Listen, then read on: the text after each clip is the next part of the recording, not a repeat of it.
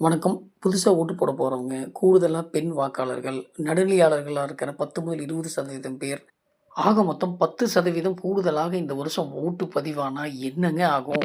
தமிழ்நாட்டுல மொத்தமுள்ள வாக்காளர்கள் 6,15 கோடிக்கு மேலங்க. 2011ஆம் ஆண்டு அதிமுக வெற்றி பெறும்போது 78%, 2016இல் மீண்டும் அதிமுக ஜெயலலிதா அவர்கள் தனித்தே வெற்றி பெறும் சமயத்தில் 74%, 2021ஆம் ஆண்டில் திமுக வெற்றி பெற்றபோது 72.8%, சராசரி வாக்குப்பதிவு 75%ங்க. ஏன் அப்படின்னா, மை டிவிகே ஆப்ல வாக்காளர் அடையாள அட்டையோட பதிவு பெற்ற உறுப்பினர்கள் பார்த்தீங்கன்னா 1.30 கோடி பேர் சொல்றாங்க. இதனால் வருகின்ற சட்டமன்ற தேர்தலில் தமிழக வெற்றிக் கழகம் 35%க்கு மேலாக வாக்குகள் பெற்று வரலாற்று சாதனை படைப்போம்னு செங்கோட்டையன் அவர்கள் சொல்லியிருக்காங்க.